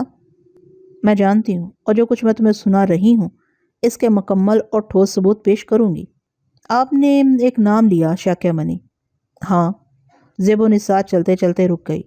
میں نے ایک لمحے کے اندر میں اپنے ذہن میں دوڑایا کہ میں نے زیبونسا بیگم کو شاکیامنی کے بارے میں بتا دیا تو ممکن ہے کہانی کی تکمیل نہ ہونے پائے۔ وہ میری طرف دیکھ رہی تھی۔ میں نے کہا، یہ کون تھا؟ سب سے حیرانی تمہیں اسی کردار پر کیوں ہوئی؟ زیبونسا بیگم نے مشکوک لہجے میں کہا، اس لیے کہ روپ متی کہتی تھی کہ وہ اس کا صدیوں کا دشمن ہے۔ یہ سارا قصہ کیا ہے؟ آؤ واپس چلتے ہیں۔ نہ جانے کیوں اچانک مجھ پر افسردگی کا حملہ ہوا ہے۔ آپ ٹھیک تو ہیں نا؟ ہاں ویسے تو ٹھیک ہوں، لیکن بس دل چاہ رہا ہے کہ جاؤں اور جا کر لیٹ جاؤں۔ آؤ پلیز، آ جاؤ۔ پھر یہ ہوا کہ وہ تو اپنی جگہ چلی گئیں اور میں واپس آ کر مسیری پر لیٹ گیا۔ میرے دونوں ساتھی بھی آرام کرنے چلے گئے تھے، اور ویسے بھی میرا ان سے کوئی کام نہیں تھا۔ حمید اللہ صاحب تو رہتے ہی الگ تھلگ سے تھے، بلکہ کبھی کبھی وہ چلے بھی جاتے تھے۔ پھر رات گزر گئی۔ دوسرے دن صبح ہی صبح سعید بھائی اور احمد شاہ میرے پاس آ گئے۔ سعید بھائی نے کہا، میرے بھائی کیا تم بی بی صاحب کے مجاور بن گئے ہو؟ پاکستان واپس جانے کا ارادہ نہیں ہے؟ کیوں نہیں، میرے پاس 3 مہینے کا ویزا ہے، ضرورت ہوئی تو اور بڑھوا لوں گا، اس میں پریشانی کی کوئی بات نہیں ہے۔ میں نے مسکراتے ہوئے کہا، وہ تو ٹھیک ہے جناب علی، لیکن ہم کیا کریں؟ ہم نے تو اپنے دوستوں کو آپ کے بارے میں بتایا ہے اور بڑی ڈینگیں ماری ہیں کہ ہمارے آپ سے کتنے گہرے تعلقات ہیں۔ ان میں سے کچھ آپ سے ملنا بھی چاہتے ہیں۔ بتائیے ہم ان سے کیا کہیں؟ احمد شاہ نے کہا، بہت آسان ہے، صبح سے شام 6 بجے تک میری کوئی مصروفیت نہیں ہوتی۔ ہاں شام کو 6 بجے مجھے ہر قیمت پر یہاں ہونا ضروری ہے۔ تو پھر ایک بات اور بتا دیجئے، احمد شاہ بولا۔ ضرور، اگر آپ اس دوران فارغ ہوتے ہیں تو ہمارے پاس کیوں نہیں آ جاتے؟ بے شک آپ شام 6 بجے آ جایا کریں، احمد شاہ نے کہا۔ بے حد شکریہ میرے دوست، وجہ کچھ بھی نہیں ہے، آ بھی سکتا ہوں، لیکن اپنے پیشے کی وجہ سے کچھ لالچ آ جاتا ہے۔ لالچ؟ ہاں، مندروں کی یہ پراسراریت مجھے بہت سی کہانیاں دے رہی ہے۔ یہاں کا ماحول اجنبی، پراسرار اور رومانی ہے۔ میں اس ماحول کو خود میں جذب کر دیتا ہوں، پھر یہ سب کہانیوں کی شکل میں اگلوں گا، بس اتنا سا لالچ ہے۔ خیر یہ بتاؤ ہمیں کب وقت دے رہے ہو؟ سعید بھائی نے کہا، جب تم حکم کرو۔ کل کس وقت؟ میں نے پوچھا۔ دوپہر کا کھانا ہمارے ساتھ کھا لو۔ حاضری دوں گا، میں نے کہا۔ میں آپ کو لینے آ جاؤں گا، احمد شاہ نے کہا۔ مجھے بتا دیں، میں پہنچ جاؤں گا۔ نہیں، کل 11 بجے آپ یہیں میرا انتظار کریں۔ بہتر ہے، میں نے جواب دیا، اور وہ دونوں چلے گئے۔ لیکن میں ان کے جانے کے بعد بھی بہت دیر تک سوچ میں ڈوبا رہا۔ میرے خیال میں کہانی ابھی تک کہانی ہی کی شکل میں چل رہی تھی۔ واقعات دلچسپ اور پراسرار تھے، کئی سنسنی خیز کردار آ گئے تھے۔ ماضی قدیم کا ایک انوکھا باب میرے ذہن میں کھلا ہوا تھا، اور ایک پراسرار احساس شدید تجسس کا باعث بنا ہوا تھا۔ وہ یہ کہ زیبونسا صدیقی ایک سچی کھری مسلمان ہے، لیکن مجھے یہ انوکھی کہانی کیوں سنا رہی ہیں؟ اس سے ان کا کیا واسطہ ہے؟ معمول کے مطابق میں گھومنے پھرنے نکل آیا۔ واپسی میں کچھ دیر ہوئی تو دوڑتا ہوا کاشانے پر پہنچا تھا۔ ایک عجیب سا سناٹا چھایا ہوا تھا۔ حکیم خان سے پوچھا تو اس نے کہا، نہیں وہ آج آپ کے پاس نہیں آئیں گی، حمید اللہ صاحب نے آپ کے لیے ان کا پیغام دیا ہے۔ انہوں نے معذرت کرتے ہوئے کہا ہے کہ آج آپ آرام کر لیں، بی بی صاحب کی طبیعت خراب ہے۔ میں نہ جانے کیوں ایک عجیب سی کیفیت کا شکار ہو گیا۔ کیا بات ہے، کیا بیمار ہیں وہ؟ مجھے کیا کرنا چاہیے؟ دل میں ایک کریز سی پڑی، اور پھر وہی سرکشی ذہن میں ابھر آئی۔ بی بی صاحب کی آرامگاہ پر جاؤں گا، اگر وہ مل گئیں تو ان کی عیادت کروں گا۔ پچھلا تجربہ مجھے یاد تھا، یہاں صرف ایک ہی جگہ تھی جہاں ان کا قیام تھا۔ اگر وہ وہاں نہیں ہوتی تھیں تو پھر کہاں ہوتی تھیں؟ یہ راز بھی ضرور معلوم کروں گا۔ چنانچہ جب رات گہری ہو گئی تو اپنی جگہ سے اٹھا اور خاموشی سے اس طرف چل پڑا۔ ذہن میں ایک باغیانہ سرکشی تھی، ماحول خاموش اور سنسان تھا، اور یہ احساس بھی تھا کہ کہیں زیبونسا بیگم میری اس بات کو ناپسندیدگی کی نگاہ سے نہ دیکھیں۔ بہرحال یہ خطرہ تو مول لینا پڑے گا۔ خانقاہ میں داخل ہو گیا۔ لیکن زیب النساء سامنے موجود تھیں۔ خاموش بیٹھی سامنے دیکھ رہی تھی۔ سچی بات ہے میں گھبرا گیا۔ تب ان کی آواز ابھری، آؤ۔ میں آگے بڑھا اور ہکلائے ہوئے لہجے میں بولا، دراصل آپ کی طبیعت؟ شکریہ، ٹھیک ہوں۔ سنو، تم نے خاص طور سے شاکیہ منی کے بارے میں سوال کیوں کیا تھا؟ زیب النساء کی آواز ابھری اور میرا سر گھومنے لگا۔ حالانکہ یہ میرا کوئی جرم تھا نہ ہی زیب النساء صدیقی کا میں غلام، لیکن جو تعلقات میرے اور ان کے درمیان چل رہے تھے یا جس طرح سے وہ اپنی کہانی خصوصی طور سے سنا رہی تھیں، جبکہ یہاں آنے والے بے شمار عقیدت مند ان کے پاس چند لمحات گزارنے کے لیے بے چین نظر آتے تھے، لیکن وہ بڑی باقاعدگی سے مجھے وقت دے رہی تھیں۔ نہ صرف وقت دے رہی تھی بلکہ میری خاطر مدارت بھی انہوں نے اپنے ذمہ لی ہوئی تھی۔ یہ میرے لیے بہت بڑی بات تھی۔ ہاں، یہ میرے اپنے سوچنے کا انداز تھا کہ اگر جو کام وہ کر رہی تھی وہ نہ بھی ہوتا تو ایسی کوئی مصیبت نہ آ جاتی۔ بہرحال چند لمحوں کے اندر اندر میں نے خود کو سنبھال لیا۔ ویسے بھی میں نے محسوس کیا تھا کہ زیب النساء کے اندر یہ سوال کرتے ہوئے کوئی سختی نہیں تھی، بس ایک عجیب سا انداز تھا۔ میں نے فیصلہ کر لیا کہ ایک لمحے کے اندر اندر انہیں سب کچھ بتا دوں گا۔ میرا اس میں کوئی نقصان نہیں ہے۔ چنانچہ میں نے مطمئن لہجے میں کہا، اس لیے بی بی صاحب یہ نام میرے سامنے آ چکا ہے، عجیب و غریب انداز میں۔ میرے بتانے سے پہلے؟ زیب النساء نے مجھے گہری نگاہوں سے دیکھتے ہوئے کہا، جی ہاں، آپ کے بتانے سے پہلے۔ کچھ تفصیل بتانا پسند کرو گے؟ دیکھو، تمہارے چہرے سے جو تحریر میں نے پڑھی ہے وہ میری کوئی کرامت نہیں ہے۔ بہت سے لوگ میرے پاس آتے رہتے ہیں، مجھے بھی محتاط رہنا پڑتا ہے۔ جو کچھ میں کر رہی ہوں وہ تو ایک قرض ہے مجھ پر، جس کی تفصیل میں کبھی آئندہ بتا دوں گی، لیکن جو لوگ میرے پاس آتے ہیں ان میں سے کچھ موجودہ صورتحال کے تحت غلط لوگ بھی ہوتے ہیں۔ موجودہ صورتحال سے آپ کی کیا مراد ہے بی بی صاحب؟ اچھے برے ہر طرح کے لوگ آتے جاتے رہتے ہیں، تم جانتے ہو۔ ہندو مسلمان کے جھگڑے چلتے رہتے ہیں۔ انسان انسانیت کے ناطے سے بہت کم سوچتا ہے، بس دوسروں کے بہکاوے میں آ کر انسانیت کھو بیٹھتا ہے۔ ارے تم بھگوان کا نام لیتے ہو، ہم خدا کا نام لیتے ہیں، تم بھی ان سے مانگتے ہو، ہم بھی ان سے مانگتے ہیں، ایک ہی انداز ہے ہمارا، پھر مذہب کو آڑ بنا کر کیوں لڑتے ہو؟ بھائیوں میں ہاتھاپائی تو ہو ہی جاتی ہے، بس بھائیوں کی طرح لڑو، بھائیوں کی طرح پیار کرو۔ خیر چھوڑو، میں کس چکر میں پڑ گئی؟ ظاہر ہے یہ میرا اور تمہارا کام نہیں ہے۔ لیڈر اپنی لیڈری جمانے کے لیے یہ سارا کام کرتے ہیں، اور جو بنیادی مسائل ہیں وہ انہیں جگہ دیں، انہیں میں دل سے تسلیم کرتی ہوں۔ یعنی پاکستان اور ہندوستان کے درمیان وہ تنازعات جن میں ہندوستان جارحیت کرتا ہے اور کرتا رہا ہے، میں چونکہ یہاں پر ہوں اس لیے کھل کر بولتے ہوئے یہ احساس ہوتا ہے کہ میرے الفاظ کسی جھگڑے کی بنیاد نہ بن جائیں۔ تو میں تم سے کہہ رہی تھی کہ اگر تم مجھے یہ بتانا پسند کرو کہ یہ نام کہاں سے تمہارے ذہن میں آیا، تمہارے علم میں آیا، تو یہ میرے لیے فائدہ مند ہوگا۔ تم نے جب یہ سوال مجھ سے کیا تھا تو تمہارے چہرے پر تجسس کا وہ انداز تھا جس نے مجھے ایک دم چونکا دیا۔ مجھے یوں لگا جیسے شاکیہ منی کا نام تمہارے لیے کسی خاص اہمیت کا حامل ہے۔ جی بی بی صاحب، یہی میں تم سے پوچھ رہی ہوں، بتانا پسند کرو گے؟ جی ہاں، جمنا کے کنارے مندروں کا طوفان آیا ہوا ہے، یہاں جو کچھ ہوتا ہے وہ دیکھ رہا ہوں میں، اور میری تحریروں کے لیے وہ باعث دلچسپی ہے۔ میں نہ کوئی سیاسی آدمی ہوں، نہ آئندہ کبھی سیاست میں آنے کا ارادہ ہے۔ میں تو ایک ادیب ہوں، دیکھتا ہوں، لکھتا ہوں۔ آپ سے چونکہ شام میں نشست ہوا کرتی ہے، باقی دن خالی ہوتا ہے میرے پاس، گھومنے پھرنے نکل جاتا ہوں اور تماشائے اہل کرم دیکھتا ہوں۔ ایک بوڑھا سادھو مجھے ملا جس نے اپنا نام شاکیہ منی بتایا اور مجھے اپنی آرام گاہ میں آنے کی دعوت دی۔ یہ کہہ کر میں نے زیب النساء صدیقی کو وہ ساری داستان ایک حرف کر کے سنا دی جو اب تک پیش آئی تھی۔ میری نگاہیں بار بار ان کی جانب اٹھ جاتی تھی۔ میں نے ایک دم ان کی آنکھوں میں دلچسپی کی چمک دیکھی۔ وہ پہلو بدل کر اس طرح سیدھی ہو گئی تھی جیسے میری باتوں پر خاص توجہ دے رہی ہوں۔ بار بار ان کے ہونٹوں پر مدھم سی مسکراہٹ آ جاتی تھی۔ تشویش کے آثار ایک بار بھی میں نے ان کے چہرے پر نہیں دیکھے تھے، یہاں تک کہ میں نے آخری کہانی بھی انہیں سنا دی، اور اس کے بعد وہ میرے مزید بولنے کا انتظار کرتی رہیں، اور جب میں نے کچھ نہ کہا تو وہ بولی، بس یہ تمہاری آخری ملاقات تھی؟ جی بی بی صاحب۔ زیب النساء صدیقی کے ہونٹوں پر کسی مقصد کے تحت مسکراہٹ آ گئی۔ وہ سوچوں میں ڈوبی رہی، پھر انہوں نے کہا، یہ اتفاق بالکل نہیں ہو سکتا، یقیناً نہیں ہو سکتا۔ کمال ہے، دیکھو اسے قدرت کہتے ہیں۔ ہم لوگ تو یہ سوچتے ہیں کہ ہماری جدوجہد ہمیں کامیابیوں سے ہمکنار کر رہی ہے، لیکن ہوتا یہ ہے کہ وقت ہمارے راستے خود بخود طے کرتا ہے، فاصلے کم ہوتے ہیں، کردار قریب آتے ہیں۔ واہ بھائی واہ، کیا دلچسپ بات ہے، مگر جناب ادیب صاحب آپ سے ایک جملہ کہوں تو آپ اسے تسلیم کر لیں گے؟ بی بی صاحب، سچی بات تو یہ ہے کہ کہانی تو میں یہاں سے سمیٹ ہی رہا ہوں، لیکن یہ حقیقت ہے کہ آپ کی شخصیت سے بھی دلچسپی ہو گئی ہے۔ بہرحال ایک بات کا میں آپ سے وعدہ کرتا ہوں مانگوں گا کچھ نہیں آپ سے، کچھ نہیں چاہیے مجھے۔ چونکہ ایک مسلمان ہونے کے ناطے میں ایک بات جانتا ہوں کہ دینے والی ذات صرف اور صرف ذات باری ہے۔ کون ہے اس کے سوا اس کائنات میں، زمین و آسمان میں، جو کسی کو کچھ دے؟ ہم تو یہ ایمان رکھتے ہیں کہ ہمارا ہر سانس وہ ہمیں عطا کرتا ہے، ہماری مجال نہیں کہ ہم کسی سے ایک سانس بھی ادھار مانگ لیں۔ بی بی صاحب کوئی دے بھی نہیں، اور کسی سے مانگنا بھی میں سمجھتا ہوں کہ شرک کے مترادف ہے۔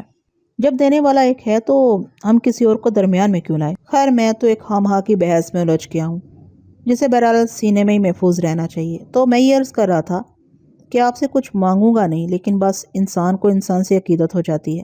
آپ کی شخصیت مجھے بہت اچھی لگی ہے۔ میرا دل چاہتا ہے کہ میں آپ سے پوری تفصیل سنوں۔ جو داستان آپ مجھے سنا رہی ہیں اس میں کوئی شک نہیں ہے کہ بہت ہی دلچسپ اور دلکش ہے۔ میرا ذہن اس کے تانے بانے بنتے ہوئے یہ سوچ رہا ہے کہ میں اس داستان کو کس شکل میں آگے بڑھاؤں۔ بہرحال میں ایسا کروں گا چونکہ مجھے یہ کرنا آتا ہے۔ خیر، تو شاکیہ منی کی کہانی یہاں آ کر ختم ہو جاتی ہے؟ نہیں، ختم نہیں ہوئی میرے عزیز، بلکہ اس کہانی کا ایک نیا دور شروع ہو رہا ہے، بہت ہی دلچسپ اور بڑا سنسنی خیز دور۔ تم ایک ادیب ہو، میں ایک رائٹر ہو، لیکن میں سچ کہوں تم سے، تم مجھے ملے ہو تو یوں لگتا ہے جیسے وقت نے تمہیں میرے پاس بھیجا ہے۔ میرے پیارے ادیب، ایک ایسا دلچسپ کھیل کھیلو گے جو ایک بڑی سنسنی خیز اور خوفناک کہانی بن جائے؟ بولو، کھیلو گے یہ کھیل؟ میں نے محسوس کیا کہ زیب-النساء صدیقی کے لہجے میں ایک لنڈرا پن ہے، ایک شوخی ہے، ایک دلچسپی ہے۔ شاید ہی کبھی کسی کو ان کی قربت میں ایسے لمحات نصیب ہوئے ہوں جو اس مزاج سے تعلق رکھتے ہوں۔ میں نے کہا، اب میں تو صرف اتنا ہی کہوں گا کہ میں ایڈونچر پسند ہوں، بلکہ تاریخ اور ایڈونچر میرا بہترین موضوع ہے، اور میں نے اس پر بہت کچھ لکھا ہے۔ نہ صرف لکھا ہے بلکہ اپنے مخصوص اور محدود وسائل کے تحت تھوڑا بہت ایڈونچر بھی کیا ہے، بالکل ذکر نہ کرنے کے قابل۔ چنانچہ مجھے کوئی اچھی کہانی اس انداز میں مل رہی ہے تو ظاہر ہے میں اس کے لیے سب کچھ کروں گا۔ ہاں، تمہیں یقیناً لطف آئے گا۔ اس بار تم ایک نئی دنیا سے روشناس ہوگے، بہت کچھ لکھا ہوگا تم نے پراسرار اور خوفناک واقعات پر، لیکن صرف ایک میز پر بیٹھ کر اپنی ذہنی پہنچ کے مطابق۔ لیکن اگر کسی پراسرار کہانی میں تم شامل ہو جاؤ، اس پراسرار کہانی میں تمہارا اپنا ایک کردار ہو، تو کیسا رہے؟ یہ یاد رکھیے آپ کہ میں ایک مہمان ہوں اور صرف 3 ماہ کے ویزے پر آیا ہوں۔ دیکھو، اگر ہمیں کچھ عطا کیا گیا ہے تو اس پر بندش بھی لگا دی جاتی ہے کہ ہم اس کا استعمال کس طرح کریں اور کس حد تک کریں۔ یہ نہیں کہ اپنے وسائل کو بے لگام چھوڑ دیں، اپنی پسند، اپنی خواہش پر پابندی قربان کر دیں۔ اتنی آزادی نہیں ہوتی ہمیں۔ لیکن جب کوئی ایسا مسئلہ درپیش ہوتا ہے جس کا تعلق اس قدر گہرائیوں سے ہو، تو پھر تم یقین کرو تھوڑی بد معاملگی کر لینے میں کوئی حرج نہیں ہوتا۔ تمہیں کچھ نہیں ہوگا، مختصر بات یہ ہے کہ تم بالکل محفوظ ہو۔ تمہارا ویزا کتنے ہی عرصے کا ہو، بڑھوا لیا جائے گا اسے، اور اس کے علاوہ تمہارے مسائل یہاں سے ہٹ کر کیسے ہی ہوں ہم انہیں بھی دیکھ لیں گے۔ لیکن آؤ ہمارے ساتھ شریک ہو جاؤ، بڑی دلچسپی آئیں گی راستے میں، تمہیں بہت اچھا لگے گا، یہ میرا وعدہ ہے۔ سمجھ رہے ہو نا؟ مسئلہ یہ ہے کہ کام کرو میرے ساتھ تم۔ ٹھیک ہے بی بی صاحب، میں تیار ہوں۔ سب ٹھیک ہے، آپ یہ بتائیے مجھے کرنا کیا ہے؟ کچھ نہیں، آرام کرو۔ شاکیہ منی کے بارے میں تھوڑی سی کہانی تم نے سن لی ہے، مزید میں تمہیں سناؤں گی، لیکن ایسا کل پر رکھا جائے، کیا خیال ہے؟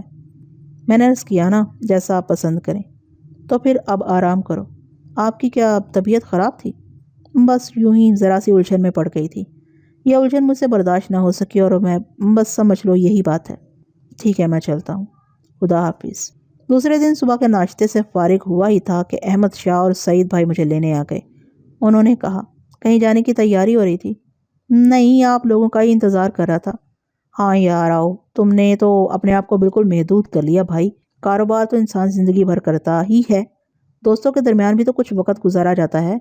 میں اب دن کا زیادہ تر وقت آپ لوگوں کے ساتھ ہی گزارا کروں گا، آپ اطمینان رکھیں۔ اور ویسے بھی یہاں خاصے وقت کے لیے ہوں، کوئی پریشانی کی بات نہیں ہے۔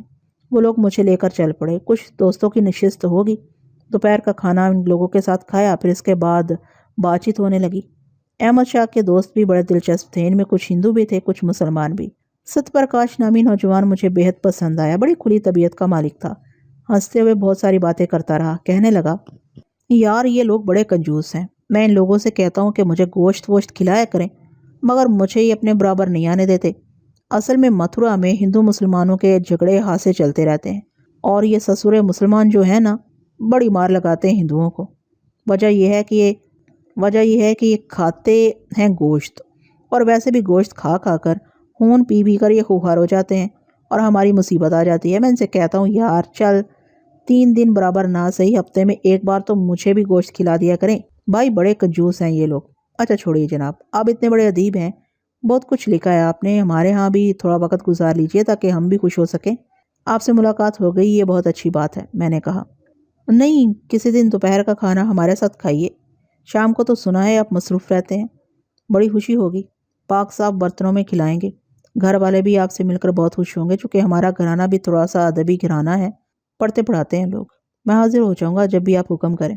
بھائی احمد شاہ جی، بناؤ پروگرام کچھ ایسا ہے، کل تو مجھے کچھ مصروفیت ہے، پرسوں ہفتہ ہے، پرسوں دوپہر کو آ جائیں تمہارے ہاں۔ ویسے ہندو کو نقصان پہنچانا ثواب ہے، تمہیں کچھ نہ کچھ نقصان تو پہنچے گا۔ ٹھیک ہے، پھر تم پرسوں ثواب کمانے آ رہے ہو ہمارے گھر، کیوں جناب؟ بھائی میں اس نظریے سے نہیں آؤں گا، بلکہ میں نیاز مندی کا اظہار کروں گا۔ ارے نہیں، مذاق چلتا ہے اپنا، ایسی کوئی بات نہیں ہے۔ پھر پرسوں آ رہے ہیں آپ؟ یقیناً، پوری کوشش کے ساتھ، میں نے جواب دیا۔ 5 بجے کے قریب واپسی ہوئی تھی، پھر مقررہ وقت پر بی بی صاحب آ گئیں اور تمام تر معمولات سے نبٹنے کے بعد کہانی کے ٹوٹے ہوئے سرے کو وہیں سے جوڑا گیا جہاں سے ٹوٹا تھا۔ میں تمہیں بتا رہی تھی کہ پورن ماشی کی حالت بری ہو گئی تھی، اس کی چیخ سنائی دی تھی اور عمارت کے محافظ دوڑ پڑے تھے۔ تب انہوں نے دیکھا کہ پورن ماشی بے ہوش پڑی ہے اور اس کے نزدیک ہی اس حسین لڑکی کی لاش موجود ہے۔ محافظوں نے فوری طور پر اپنے آدمی محل کی جانب دوڑا دیے اور تلک راج کو فوری طور پر اس واقعے کی اطلاع دی گئی۔ نہ صرف تلک راج بلکہ خود رام چند بہت سے لوگوں کے ساتھ اس طرف دوڑ پڑا۔ پورن ماشی ابھی تک بے ہوش پڑی تھی۔ تلک راج نے اپنی ماں کو اٹھایا اور پھر اس کی نگاہ روپمتی پر پڑی اور اس کی آنکھیں حیرت سے پھٹی کی پھٹی رہ گئی۔ ایسی حسین، ایسی سندر لڑکی اس نے اپنی زندگی میں کہیں نہیں دیکھی تھی۔ محافظوں سے اس نے لاش کا راز پوچھا، لیکن اسے کچھ نہ معلوم ہو سکا کہ لڑکی کون تھی اور اس کی لاش یہاں کیوں پڑی ہے۔ اس کے علاوہ پورن ماشی بے ہوشی کے عالم میں یہاں کیوں موجود ہے؟ یہ ساری باتیں اس کے ذہن میں ایک معمہ بن گئی تھیں، لیکن ماں کی طرف توجہ دینا پہلے ضروری تھا۔ چنانچہ وہ پورن ماشی کو شاہی محل لے گیا اور شاہی ویدوں نے پورن ماشی کو ہوش میں لانے کے لیے کوششیں شروع کر دیں اور تھوڑی دیر بعد اس میں کامیاب ہو گئے۔ پورن ماشی کے سامنے تلک راج موجود تھا اور اسے تھوڑے ہی فاصلے پر رام چند بیٹھا پریشانی کی نگاہوں سے اپنی دھرم پتنی کو دیکھ رہا تھا کہ اچانک ہی پورن ماشی کے دماغ میں روپمتی کے الفاظ ابھرے۔ تیرا بیٹا بھی زندہ نہیں رہے گا، تیرا بیٹا بھی تجھ سے جدا ہو جائے گا، وہ سب کچھ تجھے حاصل نہیں ہو سکے گا جو تو چاہتی ہے۔ پورن ماشی نے بے اختیار ہو کر تلک راج کو اپنی آغوش میں لے لیا۔ کافی دیر تک وہ اسے لپٹ کر روتی رہی۔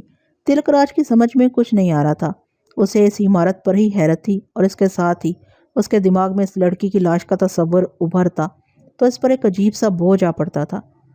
کاش وہ لڑکی زندہ ہوتی، کیسی سندر ہے وہ، پر یہ سب کیا ہے؟ وہ کون تھی اور مر کیسے گئی؟ بہت سے سوالات اس کے ذہن میں آ رہے تھے، لیکن احتیاطاً اس نے ماں سے کوئی سوال نہیں کیا۔ پورن ماشی کافی دیر تک اسے اپنے ساتھ چمٹائے رہی، لیکن تلک راج نے اسے کچھ نہیں پوچھا تھا۔ البتہ پورن ماشی کے ذہن میں طوفانی جھکڑ چل رہے تھے۔ وہ سمجھ گئی تھی کہ ابھی راز کھلنے والا ہے، لیکن اس نے بہت سی باتیں اپنے دل میں سوچی تھی۔ کچھ بھی ہو جائے، میں روپمتی کے بارے میں کوئی تفصیل نہیں بتاؤں گی۔ اس کی نگاہیں رام چند کے چہرے کی جانب اٹھتیں تو اس پر خوف طاری ہو جاتا۔ اس کی سمجھ میں نہیں آ رہا تھا کہ رام چند کو کس طرح مطمئن کرے گی۔ بہرحال اس نے اپنے آپ کو صحیح ظاہر کیا اور اپنے بیٹے تلک راج سے کہا کہ اب وہ چلا جائے۔ تلک راج نے کہا، لیکن ماتا جی، میں ٹھیک ہوں، تمہیں ان حالات کے بارے میں بعد میں بتاؤں گی۔ ٹھیک ہے، تم تندرست ہو جاؤ، مجھے اس کے سوا اور کچھ نہیں چاہیے۔ پھر پورن ماشی پر ایک اور تیز وار ہوا جب رام چند نے اس سے کہا، پورن ماشی، تم گرنتھ استھان گئی تھی؟ پورن ماشی لرز گئی۔ ہاں مہاراج، گئی تھی۔ کیوں، خیریت، کوئی خاص بات؟ ہاں مہاراج، وہ پتا جی کے ساتھ اصل میں گیانی شاکیہ منی کے پاس جانا چاہتی تھی۔ گئی تھی وہاں؟ ہاں گئی تھی، پر وہ ہمیں مل نہ سکے۔ اور تم نے مجھے اس لڑکی کے بارے میں جو تفصیلات بتائی تھی ان کا کیا ہوا؟ ہاں مہاراج، وہ جب میں واپس آئی تو روپمتی مر چکی تھی۔ خود بخود پورن ماشی کی آواز بھر آ گئی۔ بہت بڑا پاپ کیا ہے تم نے، بہت بڑا پاپ کیا ہے، پر ایک بات اب بھی میری سمجھ میں نہیں آئی، آخر روپمتی یہ سب کچھ کیوں چاہتی تھی؟ بس بھگوان ہی جانے مہاراج، اگر وہ مجھے اپنے بارے میں بتا دیتی تو شاید میں اسے اس طرح مرنے نہ دیتی۔ میں مطمئن نہیں ہوں، رام چند نے متصراً کہا اور اپنی جگہ سے اٹھ کھڑا ہوا، اور پورن ماشی اس کے ان الفاظ پر پریشان ہو گئی تھی۔ سب سے زیادہ خوف اسے اس بات کا تھا کہ اگر رام چند کو یہ پتہ چل گیا کہ اس کے پریوار کو پورن ماشی نے ختم کروایا تو پورن ماشی کا کیا ہوگا؟ روپمتی کو مرے ہوئے تیسرا دن تھا جب تلک راج ماں کے پاس آیا اور اس کے سامنے بیٹھ گیا۔ ماتا جی، میں آپ کے لیے سخت پریشان ہوں۔ یہ بات میری سمجھ میں نہیں آئی تھی کہ تم وہاں کیوں بے ہوش ہو گئی تھی۔ کوئی بات نہیں بیٹے، روپمتی کی موت نے مجھے پریشان کر دیا تھا۔ روپمتی کون تھی؟ پورن ماشی ایک لمحے کے لیے چپ سی ہو گئی، لیکن دوسرے لمحے اس کو احساس ہوا کہ اس کا چپ رہنا تلک راج کو شبہ کا شکار کر سکتا ہے، چنانچہ وہ بولی، نہ جانے کون بد نصیب تھی، کہاں سے آئی تھی، پتہ نہیں کیا چاہتی تھی وہ۔